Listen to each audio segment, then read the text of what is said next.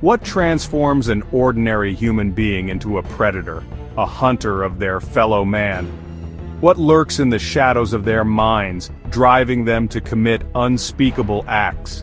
These are the questions that have haunted investigators, criminologists, and the public alike for decades. The answers, as elusive as they may be, lie buried in the darkest recesses of human psychology. For years, law enforcement grappled with these questions, often facing seemingly impenetrable walls in their pursuit of justice. Traditional investigative techniques, while effective in many cases, often fell short when it came to understanding the motivations and predicting the actions of these enigmatic figures. It was in this climate of fear and uncertainty that a revolutionary approach to criminal investigation began to take shape within the hallowed halls of the FBI.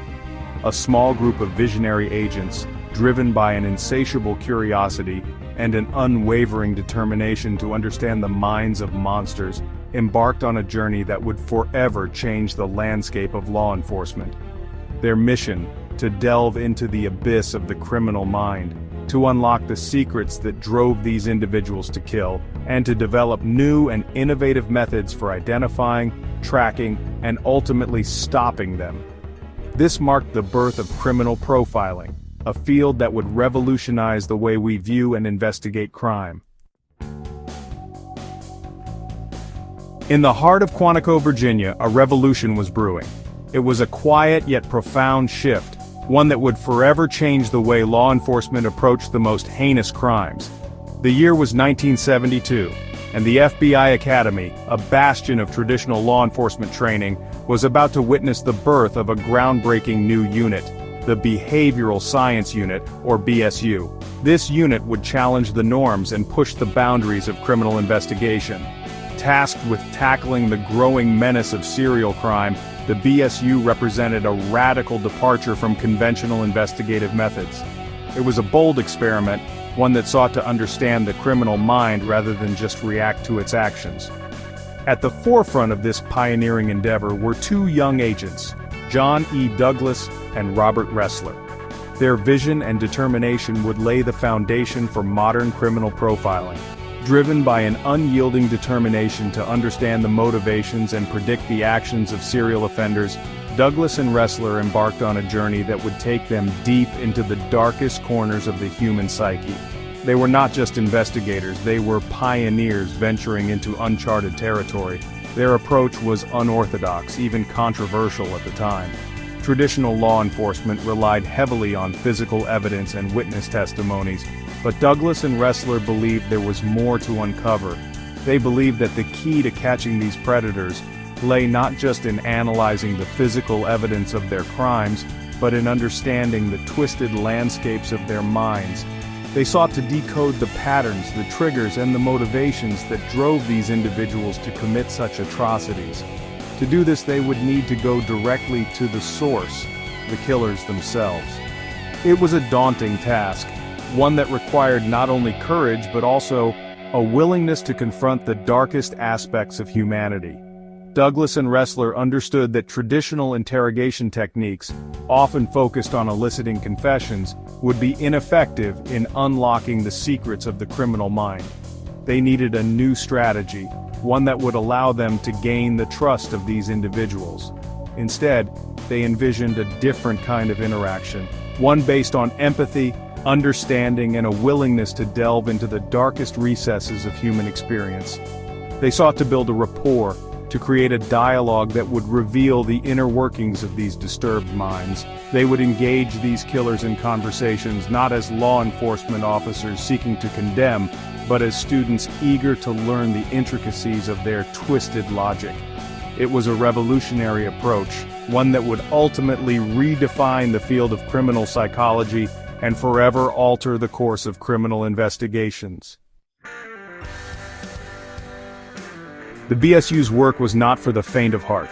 It demanded a unique blend of resilience, intellect, and an unflinching willingness to confront the darkest aspects of human nature. These agents were not just investigators, they were pioneers, venturing into uncharted psychological territory. Douglas Ressler and their colleagues embarked on a grim pilgrimage across the United States, venturing into the forbidding confines of maximum security prisons to confront some of the most notorious criminals in American history. These were not mere visits. They were calculated efforts to extract knowledge from the minds of those who had committed unspeakable acts. Their mission: to pierce the veil of madness and gain unprecedented insights into the minds of serial killers.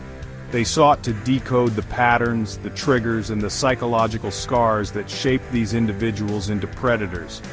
Among the infamous figures they interviewed were Ted Bundy, the charming and charismatic law student who preyed on young women. Bundy's ability to mask his monstrous nature behind a facade of normalcy made him a particularly chilling subject. And Ed Kemper, the towering, soft-spoken giant who murdered his own mother and several female hitchhikers.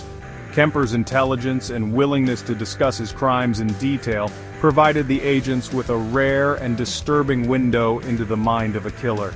Each encounter was a chilling descent into the abyss, a glimpse into the darkest recesses of human cruelty and depravity. The agents were not merely observers, they were explorers, navigating the twisted landscapes of these criminals' psyches. The interviews were grueling, often lasting for hours on end. The agents had to maintain their composure, even as they listened to the harrowing details of crimes that defied comprehension. Douglas and Ressler listened intently as these killers recounted their crimes in chilling detail, their voices devoid of remorse or empathy.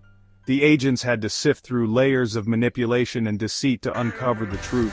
They asked probing questions, seeking to understand the motivations, fantasies, and triggers that drove these individuals to kill. Every answer, every detail, was a piece of the puzzle they were trying to assemble. One particularly harrowing encounter involved Charles Manson, the charismatic cult leader who orchestrated a series of brutal murders in 1969. Manson's ability to manipulate and control others made him a uniquely dangerous figure. Manson, with his piercing gaze and messianic delusions, proved to be a master manipulator, attempting to control the interview and deflect their questions. His presence was both magnetic and deeply unsettling. Yet, even in the face of such calculated evil, Douglas and Ressler remained steadfast in their pursuit of understanding. Their work laid the foundation for modern criminal profiling, transforming the way law enforcement approached the investigation of violent crimes.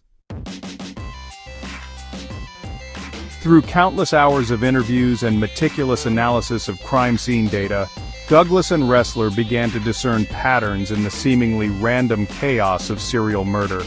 They pored over every detail, from the positioning of bodies to the choice of weapons, searching for clues that could reveal the killer's psyche. Their work was groundbreaking, as it sought to bring order to what appeared to be senseless violence. They realized that these crimes, while horrific in their brutality, were not simply the acts of deranged madmen. Instead, they often followed a twisted logic, a dark blueprint that only the killer understood.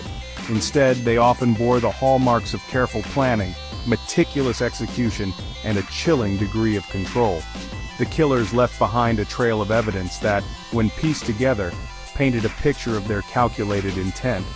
This groundbreaking insight led to the development of one of the BSU's most enduring legacies, the organized-disorganized typology of serial killers.